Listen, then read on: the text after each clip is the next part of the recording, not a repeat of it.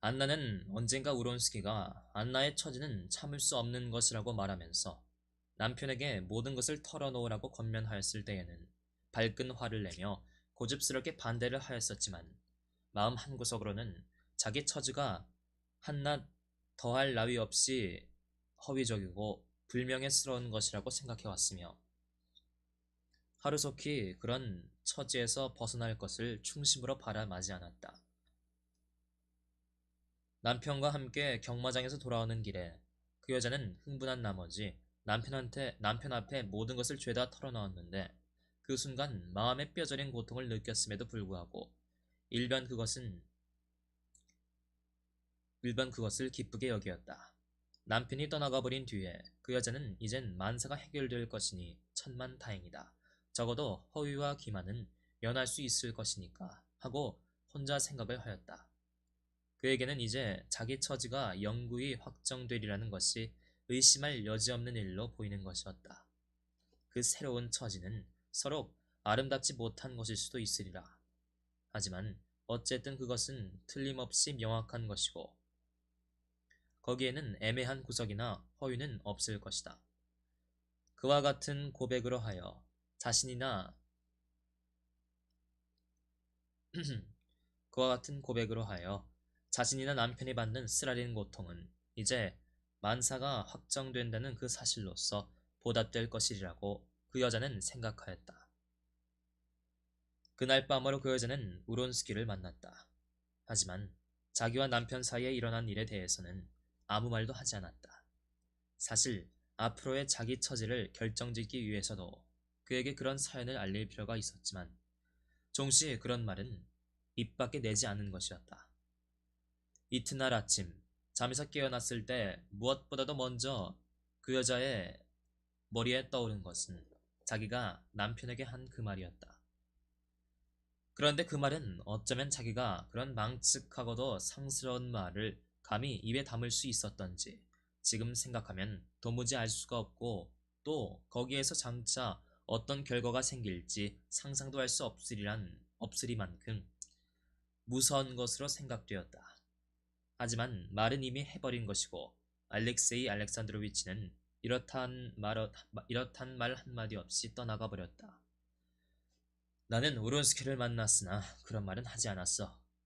바로 그이가 떠나가는 순간에 난 그이를 다시 불러가지고 말을 할까 하였지만 처음 만났을 때 안 한 말을 나중에 다시 불러서 하기도 별스럽고 해서 그만두었지. 한데 어째서 난 그이에게 하려던 말을 종시 안 하고 말았을까? 그러자 이런 의문에 대한 대답으로 금방 모닥불을 끼얹은 듯 얼굴이 화끈 달아올랐다. 그 여자는 자기가 망설이게 된 원인이 어디에 있었던가를 깨달았다. 그런 말을 입 밖에 내기가 창피하였다는 것을 깨달은 것이었다. 어젯밤에는 완전히 해결된 것으로만 생각되던 그 여자의 처지가 이제는 벼랑간 해결되기는커녕 헤어날 길이 없이 절망적인 것으로 느껴지는 것이었다. 그 여자는 전에는 미처 생각지 못했으나 이제 와서 창피를 당할 일을 생각하니 새삼스레 온몸에 소름이 끼치었다. 이제 자기 남편이 어떤 태도로 나올 것인가고 생각만 하여도 말할 수 없이 무서운 추측들이 연이어 떠올랐다. 그 여자의 머리에는 당장의 관리인이 와서 자기를 집에서 내쫓을 것이고 자기는 온 세상 사람들의 눈앞에서 톡톡히 망신을 하게 되리라는 생각이 떠올랐다. 집에서 쫓겨나면 자기는 어디로 가야 하나고 그 여자는 자문하여 보았지만 그 대답은 얻지 못하였다. 우론스키의 일을 생각할 때면 그 여자는 그가 자기를 사랑하지 않고 벌써 자기를 귀찮게 여기기 시작한 듯 싶어 이미 그에게 자기 일생을 맡길 수도 없는 것이라 생각하며 이로하여 그에게 일종의 반감마저 느끼는 것이었다. 그 여자는 자기가 남편에게 한 말, 그리고 혼자 마음속으로 끊임없이 되씹은 그 말은 곧 자기가 여러 사람들 앞에서 한 것이며 따라서 세상 사람들이 모두 그 말을 들은 것만 같이 생각되었다. 그 여자는 감히 집안 사람들의 눈을 마주 쳐다볼 수가 없었다. 그 여자는 하녀를 부르기도 어쩐지 쑥스러웠으며 지연은 아래층에 내려가서 아들애나 가정교사와 얼굴을 대할 용기도 없었다. 벌써 아까부터 문간에서 기미를 살피고 있던 하녀가 주저주저 방문을 열고 들어왔다. 안나는 의아한 얼굴로 하녀의 눈을 들여다보고는 그만 깜짝 놀란 듯 금시 낯이 빨개졌다. 하녀는 초인종 소리가 난 듯하기에 그랬노라고 부름도 기다리지 않고 함부로 방에 들어온 것을 사과하였다. 하녀는 옷과 편지를 가져왔었다. 편지는 베시에게서 온 것이었는데 오늘 아침 자기 집에 리자 메르깔로아와 슈톨츠 남작 부인이 각각 자기들의 숭배자인 깔루주스키와 스트레모브 노인을 데리고 크리케트, 두 패로 나뉘어져 공을 굴리는 야외 유희의 한 가지 노름을 하러 모인다는 사실을 다시 한번 상기시킨 것이었다. 요즘 풍속을 연구하는 의미로 오셔서 구경이라도 하세요. 기다리겠습니다. 이렇게 배씨는 끝을 맺었다. 안나는 편지를 읽고 나서 무겁게 한숨을 쉬었다. 아니, 아무것도 필요 없어. 하고 안나는 화장대 위에 놓인 향수병이며 옷소리면을 정리하고 있는 하녀 안누슈카에게 말하였다. 그만 나가보아요. 내 이제 옷을 갈아입고 곧 나갈게. 아니, 아무것도 소용없다니까. 안누슈카가 나가버렸다. 하지만 안나는 옷을 갈아입을 생각도 않고 고개와 두 팔을 맥없이 떨어뜨린 채 까딱도 않고 제자리에 앉아서 이따금 무슨 몸짓을 하거나 무슨 말을 하려는 듯 몸을 떨다가는 다시금 굳어진 듯 잠잠해지는 것이었다. 그 여자는 나의 주여, 나의 주여 하고 간단없이 되뇌이었다. 그러나 주여 란 말도 나의 란 말도 그 여자에게는 하등의 의미도 가지지 못하였다. 자기 처지에 대한 구원의 길을 종교에서 찾으려는 생각은 비록 그 여자가 종교의 정신으로 교육받아왔고 따라서 평생 거기에 의심을 품어본 일이 없었음에도 불구하고 마치 그것은 알렉세이 알렉산드로비치 당자에게 구원을 청하려는 것이나 마찬가지로 그 여자에게는 인연이 먼 것이었다. 종교생의 구원은 오직 자기에게 있어 생활의 모든 의의를 이루고 있는 그것을 포기하는 조건 하에서만 가능하다는 것을 그 여자는 진작부터 알고 있었던 것이다. 그 여자는 다만 마음이 괴로웠을 뿐만 아니라 이날껏 체험하지 못한 새로운 정신 상태 앞에 두려운 감을 느끼기 시작하였다. 피곤한 눈에 왕왕 사물의 영상이 이중으로 덧보이듯 그 여자는 자기 마음속에서도 모든 것이 이중으로 헛갈리기 시작하는 것을 느꼈다. 그 여자는 가끔 자기가 무엇을 겁내는지, 무엇을 원하는지조차 분간할 수가 없었다. 이미 지나간 일이나 혹은 앞으로 닥쳐올 일을 자기가 겁내는 것인지 또는 바라는 것인지, 그리고 자기가 바로 무엇을 바라는 것인지 도무지 알 수 없는 노릇이었다. 아, 내가 무슨 짓을 하나? 갑자기 그 여자는 양쪽 머리에 아픔을 느끼며 이렇게 중얼거렸다.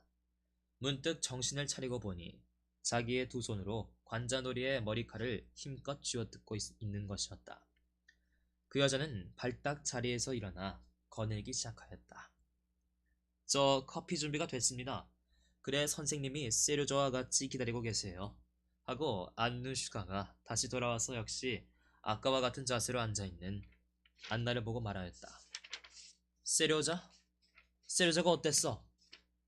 어쨌어? 하고 벼랑간 활기를 띠며 안나는 반문하였다.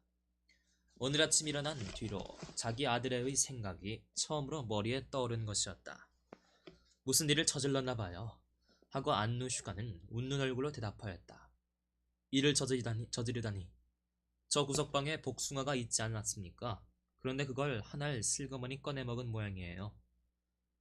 아들에 대한 생각은 금시의 안나를 지금까지 처해왔던 막다른 골목에서 건져내 주었다.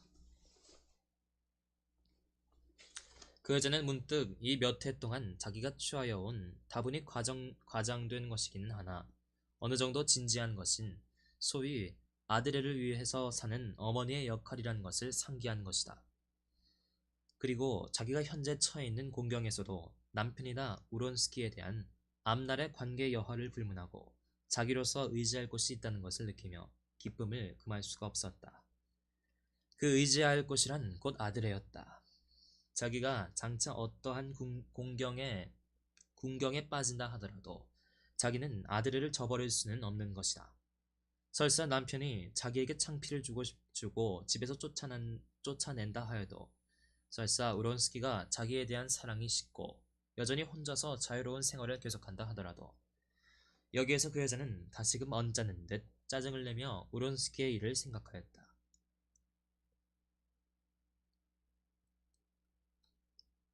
자기는 아드레를 버릴 수가 없었다.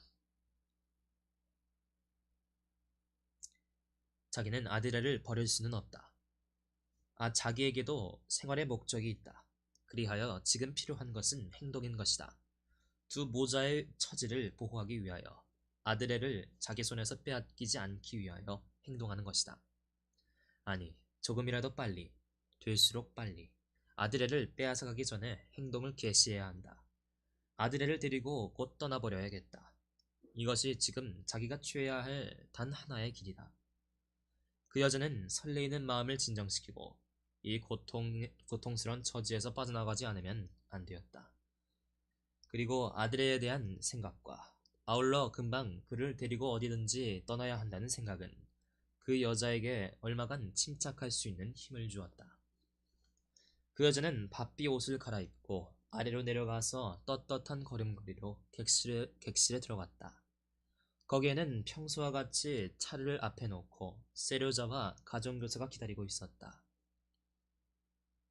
세료자는 온통 새하얀 옷차림으로 체경 및 탁자 곁에 서서 상반신을 속인 채 잠옷 심각한 표정으로, 그것은 아드레에게서 가끔 보아온 표정이었는데, 그런 표정을 할 때면 아드레는 신통이도 아버지와 비슷해 보이곤 하였다.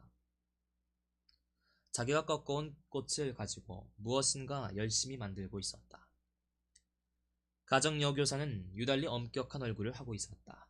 세려자는 흔히 하는 버릇대로 엄마 하고 몹시 세련 소리를 지르고는 꽃을 내버리고 어머니 곁으로 달려가 인사를 할 것인지 아니면 화환을 마저 만들어가지고 다가갈 것인지 망설이며 주춤하고 싶다. 가정교사는 인사를 한 후 세료자가 잘못을 저지른 이야기를 장황하게 늘어놓기 시작하였다. 그러나 안나는 그 말에 귀를 기울이지 않았다. 그 여자는 이 가정여교사를 데리고 나갈지 어떨지 그런 생각을 하는 것이었다. 아니, 그만두겠어 하고 안나는 결정하였다. 혼자 떠나야지, 아들이나 데리고. 그래, 그건 아주 좋지 못한 일이군요. 이렇게 말하면서 안나는 아드레의 어깨를 잡고 엄한 빛은 조금도 없이 아이의 마음을 일변 당황케 하고 일변 기쁘게 하는 망설이는 눈매로 아드레의 얼굴을 들여다보며 키스를 하였다. 얘는 내게 맡기고 그만 나가보세요 하고 그 여자는 눈이 휘둥그레진 가정교사에게 한마디 던지고는 아드레의 손을 잡은 채 커피가 준비되어 있는 식탁에 가앉았다. 엄마, 난 다시. 아드레는 복숭아를 훔쳐먹은 데 대해서 이제 어떤 벌이 내릴는지 눈치라도 보듯 흘끔흘끔 어머니의 기색을 살피며 울음 섞인 말로 중얼거렸다. 세려자야 하고 가정교사가 방에서 나가버리자마자 그 여자는 말을 꺼냈다. 그건 나쁜 일이다. 하지만 넌 다시는 그런 짓을 안 할 테지? 넌 엄마를 사랑하냐? 그 여자는 눈물이 핑 도는 것을 느꼈다. 아무렴 내가 어떻게 얘를 사랑하지 않을 수 있으랴. 아드레의 질겁한 듯한 그러면서도 기쁨을 담은 눈을 말끄러미 들여다보면서 그 여자는 혼자 속으로 생각하였다. 그런데 과연 얘도 저 아버지와 한 짝이 되어 나에게 벌을 주려고 들 것인가? 그래, 나를 가엾이 여기지 않을 테란 말인가? 이미 안나의 얼굴에는 걷잡을 수 없이 눈물이 흘러내렸다.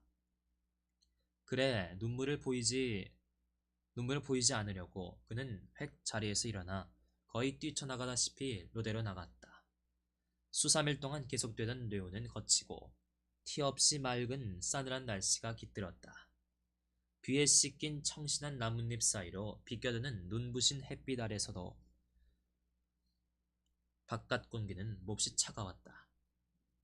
안나는 온몸에 스며드는 추위와 신선한 공기를 쏘임과 동시에 새로운 힘으로 그를 사로잡은 내심의 공포로 하여 부지중 치를 떨었다. 마리에트에게 가거라. 어서.